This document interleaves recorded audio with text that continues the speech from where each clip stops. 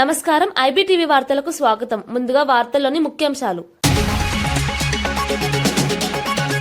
Rayalaseema lift ఆపేసిన ద్రోహానికి రేవంత్ మాటలే సాక్ష్యమన్న జగన్. చంద్రబాబు రాయలసీమ రైతులకు విలన్ గా మారారని వ్యాఖ్య. రాజకీయ లావాదేవీలకు రాయలసీమను తాకట్టు పెట్టారని వెల్లడి. రైతుల భవితవ్యంతో ఆటలాడితే మూల్యం తప్పదని హెచ్చరిక. ఓటమి జీర్ణించుకోలేకి కేటీఆర్ విమర్శలు చేస్తున్నారన్న రాజేష్ రెడ్డి. కవిత ప్రశ్నలకు ముందు సమాధానం చెప్పాలని డిమాండ్. వ్యక్తిగత దూషణలే బీఆర్ఎస్ పతనానికి కారణమని వ్యాఖ్య. మున్సిపల్ ఎన్నికల్లో కాంగ్రెస్ ఘన విజయం ఖాయమని వెల్లడి. అసెంబ్లీలో తన మాటకు పట్టింపు లేదని సీఎం రేవంత్ ఆవేదన. కీలక నేతల గైర్హాజరుపై రేవంత్ అసంతృప్తి. ప్రభుత్వ చర్చలకు సమన్వయం అవసరమని సీఎం అభిప్రాయం. కాంగ్రెస్ లో అంతర్గత క్రమశిక్షణపై చర్చ. హైదరాబాద్ లో 1.20 కోట్ల చైనా మాంజా పట్టివేత. సంక్రాంతి వేళ ప్రాణాలకు ముప్పు అన్న సిపి సజ్జనార్. అక్రమ నిల్వలు విక్రయాలపై కఠిన చర్యలు తీసుకుంటున్నామని హామీ. ప్రమాదకర మాంజాను పూర్తిగా నివారించాలని హెచ్చరిక.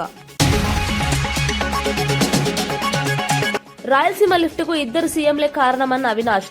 రైతుల్లో ఆందోళన పెరిగిందన్న వైఎస్ అవినాష్ రెడ్డి. జగన్ తెచ్చిన ప్రాజెక్టుతోనే సీమ వ్యవసాయం నిలబడిందని వ్యాఖ్య. రైతుల భవిష్యత్తుతో ఆడుకుంటే ఉద్యమాలు తప్పవని హెచ్చరిక. తెలంగాణ అసెంబ్లీ సాక్షిగా సీఎం రేవంత్ రెడ్డి చేసిన వ్యాఖ్యలపై మాజీ సీఎం వైఎస్ జగన్ తీవ్రంగా స్పందించారు. రాయలసీమ లిఫ్ట్ ఇరిగేషన్ ప్రాజెక్టును ఆపేయాలని తాను అడిగితేనే చంద్రబాబు ఆపేశాడని రేవంత్ రెడ్డి చెప్పడం ఆశ్చర్యకరమని అన్నారు. ఈ వ్యాఖ్యలతో చంద్రబాబు రాయలసీమ రైతులకు విలన్ గా మారారని జగన్ విమర్శించారు. రాయలసీమకు సాగునీరు, తాగునీరు అందించే కీలక ప్రాజెక్టును రాజకీయ లావాదేవీల కోసం తాకట్టు పెట్టారని ఆరోపించారు. ఒక రాష్ట్ర సీఎం మరో రాష్ట్ర ప్రయోజనాల కోసం తన రాష్ట్రాన్ని అమ్మేశాడని అసెంబ్లీలోనే చెప్పడం దేశ రాజకీయాల్లో అరుదైన పరిణామమని వ్యాఖ్యానించారు. రాయలసీమ రైతుల భవితవ్యంతో ఆటలాడుతున్న ఈ కుట్రలను ప్రజలు గమనిస్తున్నారని, దీనికి రాజకీయంగా తగిన మూల్యం చెల్లించాల్సి వస్తుందని వైఎస్ జగన్ హెచ్చరించారు. రాయలసీమ లిఫ్ట్ ఇరిగేషన్ పనులను ఆపేయాలి అని అంటూ ఏకంగా తెలంగాణ ముఖ్యమంత్రి గారు అసెంబ్లీలో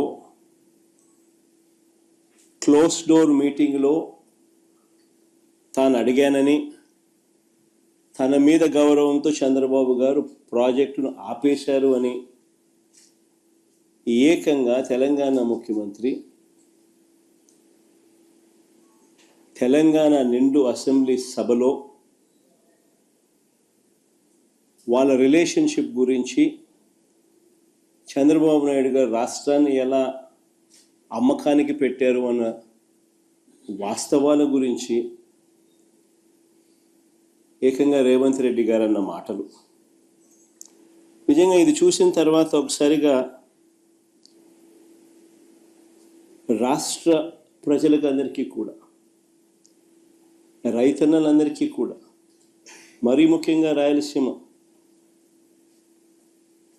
నెల్లూరు ఈ ప్రాంతాలకు సంబంధించిన రైతులకు నిజంగా చంద్రబాబు నాయుడు అనే వ్యక్తి ఒక విలన్ క్యారెక్టర్ కింద కనిపిస్తుంది. బీఆర్ఎస్ కార్యకర్తలపై దాడులు కొనసాగితే తీవ్ర పరిణామాలు తప్పవని మాజీ ఎమ్మెల్యే బొల్లం మల్లయ్య యాదవ్ హెచ్చరించారు. కాంగ్రెస్ నాయకులు పోలీసుల అండతో బీఆర్ఎస్ పార్టీ కార్యాలయాలు, దిమ్మెలను కూల్చి కార్యకర్తలపై దాడులు చేస్తున్నారని ఆరోపించారు. వేలుకు వేలు, కాలుకు కాలు అన్నట్టుగా ఎదురుదాడి జరుగుతుందని స్పష్టం చేశారు. రాజకీయ ప్రత్యర్థులపై అక్రమ కేసులు పెట్టడం, భయభ్రాంతులకు గురి చేయడం ప్రజాస్వామ్యానికి విరుద్దమని అన్నారు. ఇకపై దాడులు జరిగితే చట్టపరంగా పోలీసుల పాత్రను కూడా బయట పెడతామని హెచ్చరించారు. కాంగ్రెస్ నాయకులను తరిమికొట్టే పరిస్థితి వస్తుందని తీవ్ర వ్యాఖ్యలు చేశారు. రాష్ట్రంలో పెరుగుతున్న రాజకీయ హింసకు ప్రభుత్వం బాధ్యత వహించాలని మల్లయ్య యాదవ్ డిమాండ్ చేశారు. పోలీసులు లాఠీ రాజ్యాన్ని నడిపిస్తున్నారు. కాంగ్రెస్ నాయకులు పోలీసు వాళ్ళ అండతోని, అధికారుల అండతోని గ్రామాల స్వైర విహారం చేసే అధికార పక్షం వాళ్ళు మొక్కం చెల్లక ఈ రోజు ఏం చేయాలనంటే ప్రతిపక్ష నాయకుల మీద, ప్రతిపక్ష నాయకుల ఇళ్ల మీద దాడులు చేయాలనే ఉద్దేశంతో కాంగ్రెస్ నాయకులు పోలీసు వాళ్ళ సహకారంతో గద్దెలు వాలగొడుతున్నారు, ఇళ్ల మీద దాడులు చేస్తున్నారు, పొలాల మీద దౌర్జన్యం చేస్తున్నారు. ఖబర్దార్ నేను చెప్తా ఉన్న కాంగ్రెస్ నాయకులకి, మళ్ళొక్కసారి పునరావృతం అయితే కోదాడు నియోజకవర్గంలో ఎక్కడ గులాబీ జెండాని టచ్ చేసిన బీఆర్ఎస్ నాయకుడిని పైన దౌర్జన్యం జరిగిన ईद का जवाब ईद पत्थर से देंगे। बिल्कुल अभी कोई आगे पीछे सोचने का नहीं है। ఏలుకి ఏలు కాలు కాలుకు సమాధానం చెప్పడం మాకు కూడా తెలుసు. తప్పకుండా రేపు రానున్న భవిష్యత్తులో ఏ ఒక్క కార్యకర్త మీద ఏ ఒక్క చిన్న దాడి జరిగినా దానికి ప్రతి సమాధానంగా మేము కూడా దాడులకు దిగుతామనే విషయాన్ని పోలీసు వాళ్ళకి హెచ్చరికతో చెప్తున్నా. ఇవాళ కొండాపురంలో జరిగింది, మొన్న బేర్తల్లో జరిగింది, రేపు ఇంకెక్కడ జరగడానికి ఊహలు చేస్తున్నారో తెలియదు. 100% పోలీసు వాళ్ళు చర్యలు చేపట్టకపోతే అధికార నాయకులు పోలీసు వాళ్ళు మాకు అండగా ఉన్నారనే ధీమాతో ముందడుగు వేస్తే తప్పకుండా చట్టపరంగా పోలీసు వాళ్ళ బట్టలిపుతాం, అధికార పార్టీ వాళ్ళని ఊర్ల నుంచి బయటకు వెళ్ళగొడతాం అనే విషయాన్ని కూడా సభాముఖంగా తెలియజేస్తున్నా. హెచ్ఎండిఏ పరిధిలోని రైతుల సమస్యలపై రంగారెడ్డి జిల్లా అబ్దుల్లాపూర్ మెట్ మండలం కోహెడాలో రౌండ్ టేబుల్ సమావేశం నిర్వహించారు. ఈ సమావేశంలో భూసేకరణ, పరిహారం, లేఅవుట్ల అనుమతులు, రోడ్లు, డ్రైనేజీ వంటి అంశాలపై రైతులు తీవ్ర ఆవేదన వ్యక్తం చేశారు. అభివృద్ది పేరుతో రైతుల భూములను తక్కువ ధరలకు తీసుకుంటూ సరైన పరిహారం ఇవ్వడం లేదని ఆరోపించారు. నిబంధనలు స్పష్టంగా లేకపోవడం వల్ల రైతులు నష్టపోతున్నారని తెలిపారు. న్యాయ నిపుణులు, రైతు సంఘాల ప్రతినిధులు సమావేశంలో పాల్గొని ప్రభుత్వానికి స్పష్టమైన విధానాలుండాలని సూచించారు. రైతుల హక్కులను కాపాడుతూ అభివృద్ది జరగాలని, లేకపోతే పోరాటం తప్పదని హెచ్చరించారు.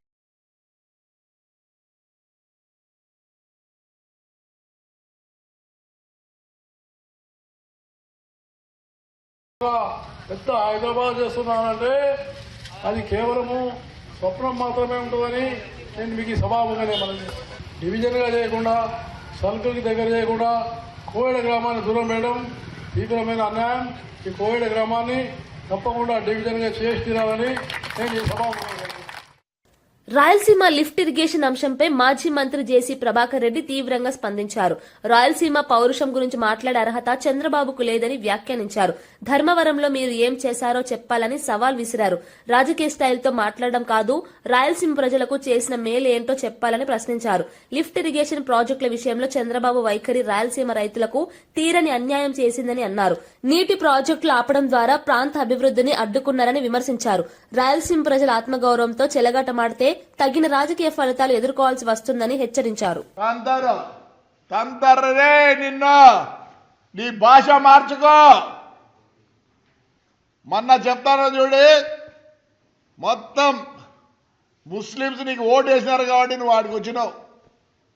అదే వేరే వాడిని నిలబెట్టింటే వేలకు పోయింది. పొంద గుడ్ మార్నింగ్, గుడ్ ఈవినింగ్ ఏం చేసినావు చెప్పరా? ధర్మవరం నువ్వు ఏం చేసినావు చెప్పరా? తెస్సువి మిషన్, తెస్సువి సెగ్రిగేషన్ మిషన్ ఈ రోజు అట్లే ఉంది. బాడిగలు తీసుకొని తిన్నావు, దాంతో నువ్వు సుఖపడినావు. రా ధర్మవరం పోదాం. ఈ రోజుకి మీ సెగ్రిగేషన్ చేసినారా? ఎందుకు అందరిని ఆడబోసుకుంటాడు? అంటే చంద్రబాబు నాయుడు గురించి లే, నీకు చంద్రబాబు నాయుడు గురించి మా అర్హత ఉందరా? నేను కూడా జగన్ కన్నా పెద్దోడిని, బట్ ఈజ్ ఎ లీడర్. కొద్ది వరకే నేను మాట్లాడగలను. ఏవో దేశంలో నువ్వు అంతా తెలిసినట్లు స్టైల్గా స్టైల్ కొద్దాం కొయ్యొద్దు. రాయలసీమకు పౌరుషం లేదా?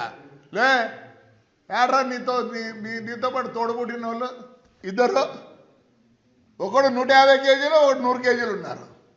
అడిగిపోయినారా మీర్రా? పౌరుషం లేదు, అందరికి పౌరుషం లేదనుకోద్దండి.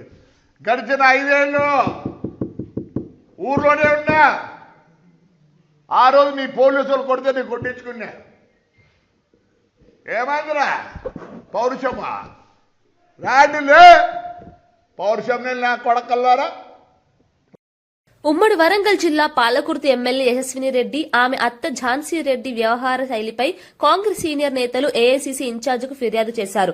ఝాన్సీ రెడ్డి షాడో ఎమ్మెల్యేలా వ్యవహరిస్తూ పార్టీకి నష్టం కలిగిస్తున్నారని ఆరోపించారు. స్థానిక సంస్థల ఎన్నికలు ముగియగానే ఇద్దరు అమెరికాకు వెళ్లిపోవడంతో నియోజకవర్గ ప్రజలు తీవ్ర ఇబ్బందులు పడుతున్నారని తెలిపారు. వారి పాలన వల్ల కాంగ్రెస్ పార్టీకి స్థానికంగా నష్టం జరిగిందని అసమ్మతి నేతలు పేర్కొన్నారు. తక్షణమే చర్యలు తీసుకోకపోతే రాబోయే మున్సిపల్ ఎన్నికల్లో రెబల్ అభ్యర్థులను బరిలోకి దింపుతామని హెచ్చరించారు. ఈ వ్యవహారం కాంగ్రెస్ పార్టీలో అంతర్గత కలహాలను బయటపెట్టింది. మరి ఝాన్సీ రెడ్డి పరిపాలన బాగలేదని, వారి యొక్క మోనోయిజం, వారి యొక్క షాడోయిజం తోటి ప్రజలు ఇబ్బంది పడుతూ ఉన్నారని చెప్పి ఈరోజు మీనాక్షి గారికి మేము రిప్రజెంటేషన్ ఇవ్వడం జరిగింది. ఆ రిప్రజెంటేషన్ను మీనాక్షి గారు బాగా స్పందించారు. వారికి మేము కృతజ్ఞత చెప్తా ఉన్నాం. ఎందుకంటే కాంగ్రెస్ పార్టీలో మరి ఇటువంటి పద్ధతి ఎక్కడ లేదు. మరి క్రమశిక్షణ లేని వ్యక్తులు, ఒక సిటిజన్షిప్ లేని వ్యక్తి ఈరోజు మా మీద మోనోపలి చేస్తా ఉన్నదంటే అది కరెక్ట్ కాదు.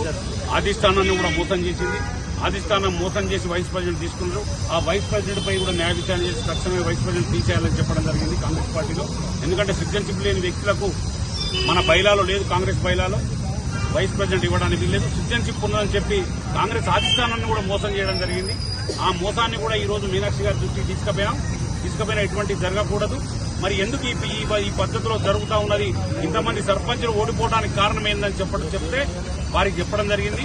అమ్మ వారి ప్రవర్తన బాగలేదు, ప్రజల్లో ఉండట్లేదు. వాళ్ళు ఎలక్షన్లు కాగానే ఇద్దరు అత్త కూడలు ఇద్దరు చదువుకొని అమెరికా వెళ్లిపోయారు. మరి ఈ రోజు ప్రజలకు ఏ కష్టం వచ్చినా చూసేవాళ్ళు లేడు. చూసే నాయకులను మమ్మల్ని అందరినీ అసమ్మతిగా దయాకర్రావు ద్రోహులుగా చిత్రీకరిస్తా ఉన్నది. బీఆర్ఎస్ వర్కింగ్ ప్రెసిడెంట్ కేటీఆర్ పై కాంగ్రెస్ ఎమ్మెల్యే కూచుకుల రాజేష్ రెడ్డి తీవ్ర స్థాయిలో విమర్శలు గుప్పించారు.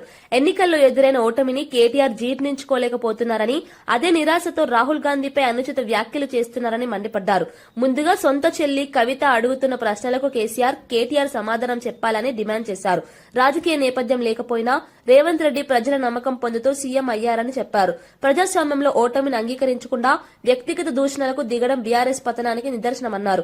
రాబోయే మున్సిపల్ ఎన్నికల్లో కాంగ్రెస్ ఘన విజయం సాధించడం ఖాయమని ధీమా వ్యక్తం చేశారు. రాజేష్ రెడ్డి ఇంకేం గెలవడం, నేను ఇలా మీకు బల్లగుద్ది చెప్తున్నా, మళ్ళా టైం కూడా కాంగ్రెస్ వస్తుంది. మా ప్లానింగ్, మా సీఎం గారి ప్లానింగ్ అన్ని కూడా కరెక్ట్ ఉన్నాయి, పగడ్బందీగా ఉన్నాయి. ఫస్ట్ ఆ పార్టీల వాళ్ళ సొంత రక్తం మాట్లాడుతున్న కవితమ్మ మాట్లాడే ప్రశ్నలకు వాళ్ళు ఆన్సర్లు ఇవ్వాలి. దాన్ని కప్పిపుచ్చడానికి కేటీఆర్ రాహుల్ గాంధీ అవలాడు అంటాడు. మనం వింటారా? రాహుల్ గాంధీని ప్రధానమంత్రిని వదులుకున్న రాహుల్ గాంధీని వాడు అవలాగాడు, వీడు అవలాడు. అంటే మనిషి నచ్చకపోవచ్చు, నాకు కూడా చాలా మంది నచ్చారు. కానీ నేను ఎవరు తింటాను? నేను చేయాల్సింది, నేను ఇప్పుడు రాజకీయం ఎలక్షన్ వరకు రాజకీయం, ఇప్పుడు చేయాల్సిన డెవలప్మెంట్. నార్కల్లో డెవలప్ కావాలి. నాకు అవకాశాలు ఇచ్చారు, నా ప్రజలు నాకు అవకాశాలు ఇచ్చారు. నేను చేస్తాను నార్కల్ డెవలప్మెంట్. నాకు ఎంత కష్టమైనా నేను చేస్తాను, విధంగా రోజు చేస్తున్నాను. వాడవలాడు, వీళ్ళవడాలి అంటే నాకంటే ముందు రేవంత్ రెడ్డి గారు సీఎం అయిపోయిన బాధతో ఈరోజు రాహుల్ గాంధీ అవలాడు సీఎం అంటే ఎప్పుడైనా ఒక మంచికి రెస్పెక్ట్ ఇవ్వడం అంటే వాళ్ళ కుటుంబ కళలు, నేను సీఎం కాలేదు లేను అనే విధంగా ఈరోజు ఈడబట్టి మంటే మాట్లాడుతున్నాం. మనిషి అన్నాక మనిషికి రెస్పెక్ట్ ఇచ్చి నేర్చుకున్నాం. మీరు తింటాలంటే పీఆర్ఎల్ఏ ప్రాజెక్టు విషయంలో కాంగ్రెస్ చేసిన తప్పులు తెలిసి కూడా బీఆర్ఎస్ ఎందుకు బయట పెట్టలేదని కేంద్ర మంత్రి బండి సంజయ్ ప్రశ్నించారు. గత ప్రభుత్వం కృష్ణా జలాలను సద్వినియోగం చేసుకోలేదని విమర్శించారు. ఏటా సుమారు 60 టీఎంసీల నీరు వృధాగా సముద్రంలో కలిసిపోయిందన్నారు. నీటి వాటా ప్రకారం తెలంగాణకు 571 టీఎంసీలు, ఆంధ్రప్రదేశ్కు 299 టీఎంసీలు రావాల్సిండగా వాటాలు పూర్తిగా రివర్స్ అయ్యాయని తెలిపారు. ఈ ఒప్పందానికి ఉమాభారతి సమక్షంలో చంద్రబాబు, కేసీఆర్, హరీష్ రావు బాధ్యత వహించాలని ఆరోపించారు. ఈ అంశాన్ని ప్రజల ముందుకు తీసుకెళ్లాల్సిన బాధ్యత బీఆర్ఎస్ తీసుకోలేదని విమర్శించారు. లాక్డౌన్ టైంలో వీటిని అన్నిటి మీద కూర్చొని నేను తెలుసుకునేవాడిని కూడా. తెలుసుకుంటే కాంగ్రెస్ పార్టీ చేసిన మోసము, తర్వాత కేసీఆర్ చేస్తున్న మోసం చూసాక నాకే ఆశ్చర్యం అనిపించింది. అందుకే అప్పుడు యుద్ధం స్టార్ట్ చేసింది నేను. కృష్ణా జలాల విషయంలో కూడా కేసీఆర్ ఏమంటే కృష్ణా గోదావరి మీ జాగిరా, ఇగో ఏం కొడతారు డైలాగ్ కొడతారు జిల్లా డైలాగ్ అంటే చంద్రబాబు నీ ఆటలు సాగాయి, దేవినేని ఉమా సన్నాసి ఏమంటున్నాడట. మోడీ కూడా మాకు ప్రధానమంత్రి, కేసీఆర్ అనే అణుబాంబు మళ్లీ వస్తుందట. తోక పడకూడదు కాలే ఆ రోజు. కేసీఆర్ అనే అణుబాంబు మళ్లీ వస్తుంది, మీ మూతి మీద తన్ని ఆర్డీఎక్స్ కడతా. ఈ పక్కకు ఉమా ఎవరు ఉమా దేవినేని ఉమా మా కళ్ళు పొడుస్తారా పాలమూరు రంగారెడ్డికి నీళ్ళెక్కడివి అసలు అనుమతున్నాయని ఆయన కూడా అడిగిన రోజు. కృష్ణ మీ జాగిరా అని చెప్పి ఆ రోజు కేసీఆర్ సార్ మాట్లాడండి. ఏ రోజు ఇది? 2015 జూన్ 2015 జూన్ 11 రోజు అన్ని పేపర్లు బ్యానర్ వచ్చింది అనేది. ఇది చూసినాక కుషాను అబ్బా కేసీఆర్ కొట్టాడుతాడు ఇక అనుభవం అవుతాడు ఏడ వెళ్తాడు అని చెప్పి ఇక మొత్తం దేశం అంతా చూస్తున్నారు, తెలంగాణ రాష్ట్రం అంతా చూస్తున్నాం. ఇవాళ తీరా అవన్నీ పిట్టరాముని మాటలు చేసిపోయినాయి. అవన్నీ కూడా కృష్ణా జిల్లాలో ఆ రేషియో ప్రకారము తెలంగాణ రాష్ట్రానికి రావాల్సిన వాటా ఎంత అంటే 571 టీఎంసీలు. 68% రేషియో ప్రకారము తెలంగాణ రాష్ట్రానికి రావాల్సింది 571 టీఎంసీలు మనకు రావాలి, తెలంగాణ రాష్ట్రానికి రావాలి. ఆంధ్రప్రదేశ్ కు 299 టీఎంసీలు వాళ్ళకి రావాలి. ఇది ఉల్టా అయింది. ఈ పేపరు ఫస్ట్ బయటపెట్టింది నేనే అనేది.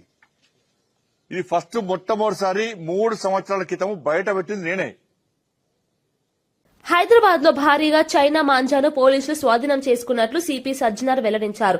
నగరంలోని పలు ప్రాంతాల్లో నిర్వహించిన దాడుల్లో సుమారు 1,20,00,000 రూపాయల విలువైన చైనా మాంజా పట్టుబడిందన్నారు.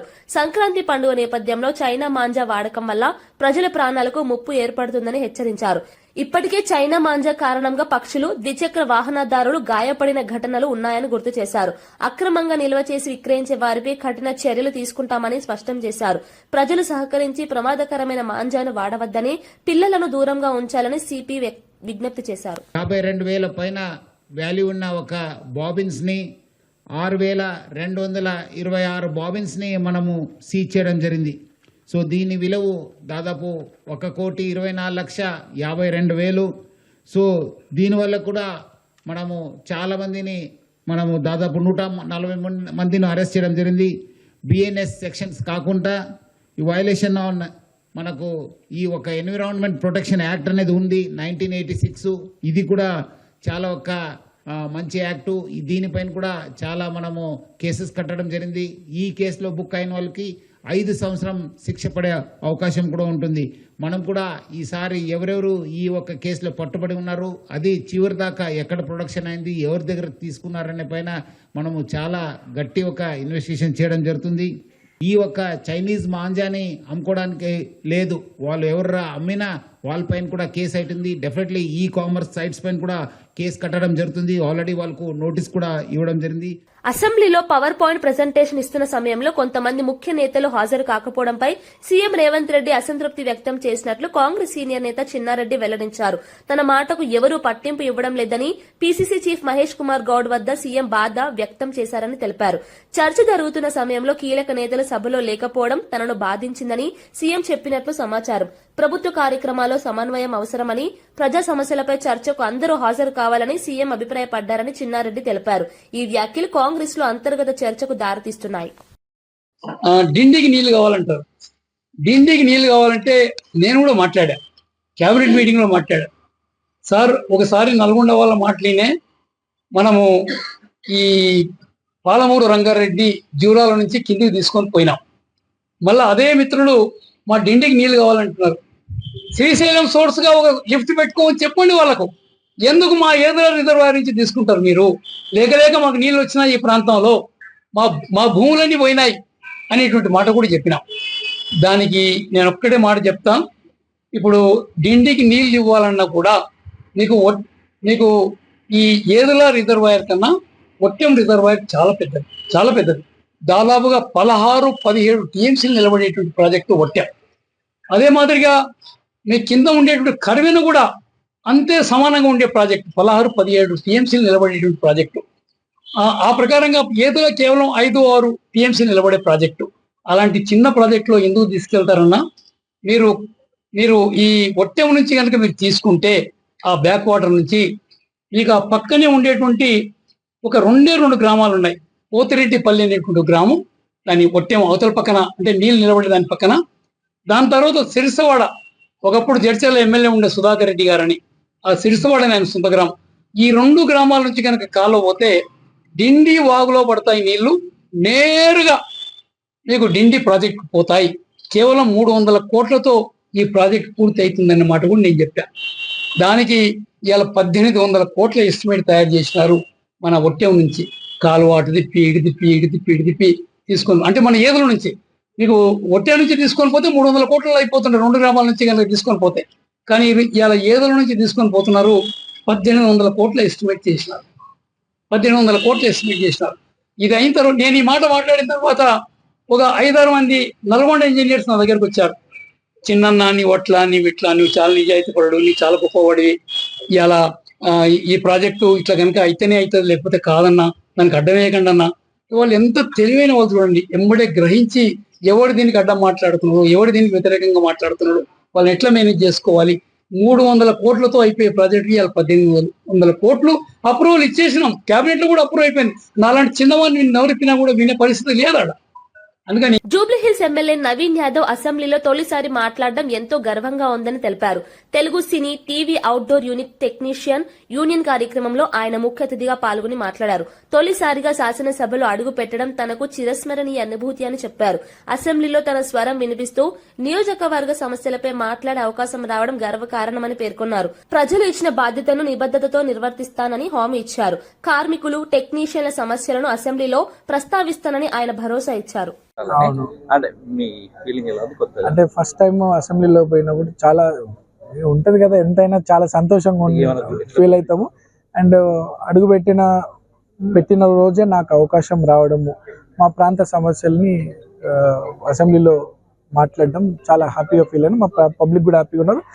దాని రిజల్ట్ కూడా ఇమ్మీడియట్ గా హై టెన్షన్ లేన్స్ సంబంధించి, నాళాలకు సంబంధించి అధికారులు కూడా మాట్లాడడం, హై టెన్షన్ లేన్స్ పైన కూడా అధికారులు ఫీల్డ్లోకి వచ్చి వాటికి సంబంధించిన ఎస్టిమేట్ చేయడం, అంటే పని కూడా ఫాస్ట్ జరిగే అవకాశాలు ఉన్నాయి. అండ్ చేపిస్తాను. అసెంబ్లీలో కొత్తగా పోయినప్పుడు చాలా హ్యాపీగా ఉన్నా. అండ్ నాకు అవకాశాలు కూడా వస్తున్నాయి, చాలా హ్యాపీగా అన్ని మనకి. రాయలసీమ లిఫ్ట్ ఇరిగేషన్ ప్రాజెక్టు పై Telangana CM Revanth Reddy, AP CM Chandrababu Naidu కలిసి ద్రోహం చేశారని కడప ఎంపీ వైఎస్ అవినాష్ రెడ్డి తీవ్ర ఆరోపణలు చేశారు. ఈ విషయాన్ని విన్న నాటి నుంచి రాయలసీమ రైతుల్లో తీవ్ర ఆందోళన నెలకొందని తెలిపారు. రైతుల సమస్యలను ప్రభుత్వ దృష్టికి తీసుకెళ్లేందుకు సమావేశానికి వెళ్తే సమస్యలు వినకుండా ఎదురుదాడి చేస్తున్నారని విమర్శించారు. తెలంగాణ ప్రభుత్వం ఇష్టారాజ్యంగా ప్రాజెక్టు నిర్మిస్తూ నీటిని తరలిస్తుంటే ఆ ఎత్తులకు పై ఎత్తుగా రాయలసీమ లిఫ్ట్ ఇరిగేషన్ ను తీసుకొచ్చింది వైఎస్ జగన్ అని గుర్తు చేశారు. ఈ ప్రాజెక్టు ద్వారా రాయలసీమ రైతులు వ్యవసాయం నిలబడిందని చెప్పారు. రైతుల భవిష్యత్తుతో ఆడుకుంటే ఉద్యమాలు తప్పవని హెచ్చరించారు. మరి ఝాన్సీ రెడ్డి పరిపాలన బాగలేదని, వారి యొక్క మోనోయిజం, వారి యొక్క షాడోయిజం తోటి ప్రజలు ఇబ్బంది పడతా ఉన్నారని చెప్పి ఈరోజు మీనాక్షి గారికి మేము రిప్రజెంటేషన్ ఇవ్వడం జరిగింది. ఆ రిప్రజెంటేషన్ ను మీనాక్షి గారు బాగా స్పందించారు. వారికి మేము కృతజ్ఞత చెప్తా ఉన్నాం. ఎందుకంటే కాంగ్రెస్ పార్టీలో మరి ఇటువంటి పద్ధతి ఎక్కడ లేదు. మరి క్రమశిక్షణ లేని వ్యక్తులు, ఒక సిటిజన్షిప్ లేని వ్యక్తి ఈరోజు మా మీద మోనోపలి చేస్తూ ఉన్నదంటే అది కరెక్ట్ కాదు. అధిష్టానాన్ని కూడా మోసం చేసింది. అధిష్టానం మోసం చేసి వైస్ ప్రెసిడెంట్ తీసుకున్నారు. ఆ వైస్ ప్రెసిడెంట్ పై కూడా న్యాయ విచారణ చేసి తక్షణమే వైస్ ప్రెసిడెంట్ తీసేయాలని చెప్పడం జరిగింది కాంగ్రెస్ పార్టీలో. ఎందుకంటే సిటిజన్షిప్ లేని వ్యక్తులకు మన బైలాలో లేదు, కాంగ్రెస్ బైలాలో వైస్ ప్రెసిడెంట్ ఇవ్వడానికి వీల్లేదు. సిటిజన్షిప్ ఉన్నదని చెప్పి కాంగ్రెస్ అధిష్టానాన్ని కూడా మోసం చేయడం జరిగింది. ఆ మోసాన్ని కూడా ఈ రోజు మీనాక్షి గారి దృష్టికి తీసుకుపోయినా ఎటువంటి జరగకూడదు. మరి ఎందుకు ఈ పద్ధతిలో జరుగుతూ ఉన్నది, ఇంతమంది సర్పంచులు ఓడిపోవడానికి కారణం ఏందని చెప్తే వారికి చెప్పడం జరిగింది. అమ్మ, వారి ప్రవర్తన బాగలేదు, ప్రజల్లో ఉండట్లేదు. వాళ్ళు ఎలక్షన్లు కాగానే ఇద్దరు అత్త కోడలు ఇద్దరు చదువుకొని అమెరికా వెళ్ళిపోయారు. మరి ఈ రోజు ప్రజలకు ఏ కష్టం వచ్చినా చూసేవాళ్ళు లేడు. చూసే నాయకులను మమ్మల్ని అందరినీ అసమ్మతిగా, దయాకర్రావు ద్రోహులుగా చిత్రీకరిస్తా ఉన్నది. తెలంగాణలో కాంగ్రెస్, బీజేపీ పార్టీలు అక్రమ సంబంధాన్ని కొనసాగిస్తూ పనిగట్టుకుని బీఆర్ఎస్ పార్టీపై, ఆ పార్టీ నాయకులపై దాడులు చేస్తున్నాయని బీఆర్ఎస్ నేతలు ఆరోపించారు. దీనికి నిదర్శనంగా వెదిరి శ్రీరామ్ రెడ్డి రేవంత్ రెడ్డికి మద్దతుగా ప్రెస్ మీట్ పెట్టారని విమర్శించారు. ప్రభుత్వానికి వ్యతిరేకంగా మాట్లాడిన వారిపై అక్రమ కేసులు, దాడులు పెరుగుతున్నాయని తెలిపారు. ప్రజాస్వామ్యంలో విపక్ష స్వరం నొక్కే ప్రయత్నం జరుగుతోందని ఆందోళన వ్యక్తం చేశారు. బీఆర్ఎస్ ను రాజకీయంగా ఎదుర్కోలేక కాంగ్రెస్, బీజేపీ కలిసి కుట్రలు చేస్తున్నాయని ఆరోపించారు. ఈ దాడులకు భయపడబోమని, ప్రజల మధ్య నిజాలు బయట పెడతామని స్పష్టం చేశారు. పార్టీ శ్రేణులు అప్రమత్తంగా ఉండాలని పిలుపునిచ్చారు. చెక్కుల పంపిణీ కార్యక్రమంలో భాగంగా ఖైరతాబాద్ వివిధ డివిజన్లకు సంబంధించి ఇవన్నీ కూడా పంపిణీ కార్యక్రమం చేయడం జరిగింది. ఎందుకంటే వెనువెంటనే మన షాదీ ముబారక్ కానీ, కళ్యాణ లక్ష్మి కానీ, ఇతర బెనిఫిషరీస్, అదే సీఎం రిలీఫ్ ఫండ్ చెక్లు కానీ, ఇవన్నీ కూడా ముఖ్యమంత్రి గారు వెనువెంటనే చేస్తున్నందులో భాగంగా మరి వచ్చినటువంటి వాళ్ళకి ఇప్పటికే కొంచెం కాలాతీతం అవుతుందని ఒక ఆవేదన ఉంది. కాబట్టి అది జరగకుండా ఇమ్మీడియట్గా చేయాలని ఆలోచన చేస్తా ఉన్నాం. తప్పకుండా ఇంకా అభివృద్ధి విషయంలో ఇప్పటికే ముఖ్యమంత్రి గారు స్పెషల్ డెవలప్మెంట్ ఫండ్ కూడా మాకు క్రియేట్ చేయడం జరిగింది. దాని కింద మేము పెద్ద ఎత్తున కార్యక్రమం తీసుకుంటాం. తీవ్రమైనటువంటి పదజాలం, ఎందుకంటే ఒక నాయకుడి మీద మీరు అలాంటి పదజాలం వాడడం కరెక్ట్ కాదు. అందుకనే మీరే గెలికి కయ్యం పెట్టుకుంటున్నారు ముఖ్యమంత్రి గారు. ముఖ్యమంత్రి గారు గెలిపితే మరి మీరు ఒకటంటే 10 అంటారు ముఖ్యమంత్రి గారు. అందుకని ఆలోచించాలి, ఏదైనా అనే ముందు ఎందుకు అంటున్నాము, ఏ ఉద్దేశంతో అంటున్నాము మీరు చెప్పండి. రాజకీయంగా మీరు ఎన్ని రకాలుగా విమర్శించినా ముఖ్యమంత్రి గారు కూడా చెప్పారు, అందరు కూడా వెల్కమ్ చేస్తున్నారు.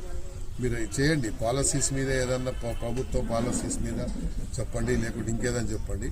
కానీ ఇట్లా ఇంత తెలివి ఉన్నటువంటి అన్ని చెప్పుకునే వ్యక్తులు ఇలా ఎందుకు దిగజారిపోతున్నారు అనేది అర్థమవుతలేదు. ఇది కరెక్ట్ కూడా కాదు. ఎందుకంటే దిగజార రాజకీయాలు చేయడం అనేది కరెక్ట్ కాదు. వ్యక్తిగతంగా దూషించడము, వ్యక్తిగతంగా మాట్లాడడము, అది ఏదో మనకు గొప్ప పేరు వస్తుందని భావిస్తారు. కానీ దీనివల్ల ఎంత డిమారలైజ్ అయిపోతున్నారు, మీరు ఎంత మరి ఇది పోతున్నారు అనేది మీరు అర్థం చేసుకుంటలేరు. ఇప్పటికైనా రియలైజ్ కావాలి, చేసిన తప్పులు వల్ల మీకు జరిగిన నష్టానికి మీరు రియలైజ్ కావడం లేదు. ఇంకా అదే అహంకార ధోరణితోని మీరు ఏదైతే ప్రవర్తిస్తున్నారో ఈ అహంకారమే మీకు దెబ్బతీసింది. మళ్ళీ అదే ప్రవర్తనతో పోతున్నారు కాబట్టి మళ్ళీ ఇదే మీకు పునరావృతం అవుతుంది. కాబట్టి ఇప్పటికైనా చేసిన దానికి మీకు క్షమాపణ చెప్పి అపాలజీ చెప్పి తప్పకుండా మీరు రాజకీయంగా విమర్శించండి. లేకుంటే రాష్ట్ర ప్రభుత్వం ఇచ్చిన హామీలు నెరవేర్చకుంటే మీరు లిఖితపూర్వకం పంపించండి రాహుల్ గాంధీ గారు, తప్పేం లేదు. కానీ రాహుల్ గాంధీ గారిని ఉద్దేశించి మీరు ఇలాంటి వ్యాఖ్యలు చేయడం అనేది ఎవరు కూడా హర్షం వ్యక్తం చేయరు, ఎవరు కూడా దాన్ని కాంగ్రెస్ ప్రభుత్వ పనితీరుపై శాసనసభ స్పీకర్, శాసన మండలి చైర్మన్ ఇద్దరూ తీవ్ర వ్యాఖ్యలు చేయడం ద్వారా ప్రభుత్వ వైఫల్యం బహిర్గతమైందని ప్రతిపక్ష నేతలు విమర్శించారు. ఉప ముఖ్యమంత్రులను ఉద్దేశించి మీరు చెబుతున్నవి అన్ని అబద్దాలే అని సభాపతులే చెప్పడం గమనార్హమన్నారు. ట్రాన్స్ఫార్మర్లు కాలిపోతే పట్టించుకోవడం లేదని, ఆసుపత్రుల్లో డాక్టర్లు లేరని, విద్యా వ్యవస్థ నిర్వీర్యమైందని సభాపతులే చెప్పారని గుర్తు చేశారు. అంటే ప్రభుత్వం వాస్తవ పరిస్థితిని దాచిపెడుతోందని ఆరోపించారు. ప్రజలకు మౌలిక సదుపాయాలు కల్పించడంలో ప్రభుత్వం పూర్తిగా విఫలమైందన్నారు. ఇలాంటి పాలనకు ప్రజలు త్వరలోనే గుణపాఠం చెబుతారని హెచ్చరించారు. ప్రజలు గెలిపించారు. అటువంటిది లోకల్ బాడీ ఎలక్షన్ లో 2000 మెజార్టీ టీఆర్ఎస్ కు మెజార్టీ వచ్చి చూపెడతా ఉన్నది. మరి దాన్ని దృష్టిలో పెట్టుకోకపోతే రాబోయే రోజుల్లో పార్టీకి నష్టం జరుగుతుందని చెప్పి మేము మరొకసారి మీనాక్షి గారికి, మా ముఖ్యమంత్రి గారికి, మా పీసీ ప్రెసిడెంట్ గారికి మరొకసారి రిక్వెస్ట్ చేస్తా ఉన్నాం. దీన్ని తక్షణమే స్పందించి రేపు తొర్రూరు మున్సిపాలిటీ నియోజకవర్గంలో ఒక్కటే మున్సిపాలిటీ ఉంది. తొర్రూరు మున్సిపాలిటీ 16 వార్డులు ఉన్నాయి. మరి 16 వార్డులలో మేము గనుక బాధ్యత తీసుకోకుండా అధిష్టానం కనుక ఆమె మీద బాధ్యత చెప్తే ఒక్క వార్డు కూడా గెలిచే పరిస్థితి లేదు. మేము ప్రజల్లో ఉండే నాయకులం, నిత్యం ప్రజల్లో ఉంటాం. ఒకవేళ మీరు స్పందించకపోతే మేము కూడా 16 వార్డుల్లో క్యాండిడేట్లను పెట్టి గెలిపించుకొచ్చి సీఎం గారికి ఒప్పజెప్తామని చెప్పి మేము కోరుకుంటా ఉన్నాం. ఎమ్మెల్యే గారు ఆమె అమాయకురాలు, ఏం చేయలేదు. షాడో ఎమ్మెల్యే ఝాన్సీ రెడ్డి తోటి ఇబ్బంది జరుగుతూ ఉన్నది. ఒక నాయకులు, మండల నాయకులు, గ్రామ నాయకులు, సర్పంచ్లు అందరూ కూడా వ్యతిరేకించి టీఆర్ఎస్లకి వెళ్ళి వచ్చిన వాళ్ళు 2024లో వచ్చినటువంటి వ్యక్తులు 2026లో వచ్చిన వ్యక్తులను సర్పంచ్లో పెట్టుకున్నది. ఈమె కోసం పనిచేసి కష్టపడ్డ వ్యక్తి ఆయన ఊర్లో, ఆమె ఊర్లో చెర్లపాలెం అని చెప్పుకునే వ్యక్తి టీఆర్ఎస్ ను రేపు ఎలక్షన్ గా జాయిన్ తీసుకొని టీఆర్ఎస్ పార్టీ సర్పంచ్ టీఆర్ఎస్ వ్యక్తికి ఇచ్చింది. గతంలో ఆయన ఎంపీటీసీ. అటువంటి వ్యక్తికి టికెట్ ఇవ్వడంలో ఈ రోజు ప్రజలు మొత్తం వ్యతిరేకించి, అమ్మా నీ కోసం కష్టపడడం, నీకు 1000 మెజార్టీ ఇచ్చిన ఊరును ఈ రోజు 82 ఓట్లతోటి సర్పంచ్ అక్కడ ఆమె కొడుకైనటువంటి తిరుపతి రెడ్డి, నరేందర్ రెడ్డి వాళ్ళు కలిసి గెలిపించుకొని బయటికి రావడం జరిగింది. మరి ఇటువంటి ఆమె ప్రవర్తన బాగలేదు కాబట్టి, షాడో విజన్ చేస్తూ ఉన్నది కాబట్టి, ఆమె అవివేకంగా నడుపుతా ఉన్నది కాబట్టి ఆమెకు తెలవాల్సిన బాధ్యత ఉందని చెప్పి మీనాక్షి గారు చెప్పుకోవడం జరిగింది. మీనాక్షి గారు బాగా స్పందించారు. వారికి కూడా మేము కృతజ్ఞతలు చెప్తాను. మీనాక్షి లాంటి గారి మేడం మన కాంగ్రెస్ ఇన్ఛార్జ్ రావడం చాలా సంతోషం. ఎందుకంటే వారు ఉన్నమాట ముక్కుసూటిగా మాట్లాడే వ్యక్తి, ఎవరి మోచేతి నీళ్ళు తాగి మాట్లాడే వ్యక్తి కాదు. కాబట్టి వారికి కూడా మేము హ్యాండ్సప్ చెప్తా ఉన్నాం. తక్షణమే పాలకుర్తి నియోజకవర్గంలో కాంగ్రెస్ పార్టీని రక్షించాలని చెప్పి మేము మీనాక్షి మాటి కోవడం జరిగింది. వార్తలు ముగించే ముందు ముఖ్యాంశాలు మరోసారి. రాయలసీమ లిఫ్ట్ ఆపేసిన ద్రోహానికి రేవంత్ మాటలే సాక్ష్యమన్న జగన్. చంద్రబాబు రాయలసీమ రైతులకు విలన్ గా మారారని వ్యాఖ్య. రాజకీయ లావాదేవీలకు రాయలసీమను తాకట్టు పెట్టారని వెల్లడి. రైతుల భవితవ్యంతో ఆటలాడితే మూల్యం తప్పదని హెచ్చరిక. ఓటమి జీర్ణించుకోలేకి కేటీఆర్ విమర్శలు చేస్తున్నారన్న రాజేష్ రెడ్డి. కవిత ప్రశ్నలకు ముందు సమాధానం చెప్పాలని డిమాండ్. వ్యక్తిగత దూషణలే బీఆర్ఎస్ పతనానికి కారణమని వ్యాఖ్య. మున్సిపల్ ఎన్నికల్లో కాంగ్రెస్ ఘన విజయం ఖాయమని వెల్లడి. అసెంబ్లీలో తన మాటకు పట్టింపు లేదని సీఎం రేవంత్ ఆవేదన. కీలక నేతల గైర్హాజరుపై రేవంత్ అసంతృప్తి. ప్రభుత్వ చర్చలకు సమన్వయం అవసరమని సీఎం అభిప్రాయం. కాంగ్రెస్ లో అంతర్గత క్రమశిక్షణపై చర్చ. హైదరాబాద్ లో 1.20 కోట్ల చైనా మాంజా పట్టివేత. సంక్రాంతి వేళ ప్రాణాలకు ముప్పు అన్న సిపి సజ్జనార్. అక్రమ నిల్వలు విక్రయాలపై కఠిన చర్యలు తీసుకుంటున్నామని హామీ. ప్రమాదకర మాంజాను పూర్తిగా నివారించాలని హెచ్చరిక. రాయలసీమ లిఫ్ట్ కు ఇద్దరు సీఎంలే కారణమన్న అవినాష్. రైతుల్లో ఆందోళన పెరిగిందన్న వైఎస్ అవినాష్ రెడ్డి. జగన్ తెచ్చిన ప్రాజెక్టుతోనే సీమ వ్యవసాయం నిలబడిందని వ్యాఖ్య. రైతుల భవిష్యత్తుతో ఆడుకుంటే ఉద్యమాలు తప్పవని హెచ్చరిక. ఇవి ఈనాటి వార్తా విశేషాలు. మరో బులెటిన్లో మళ్ళీ కలుద్దాం. నమస్కారం.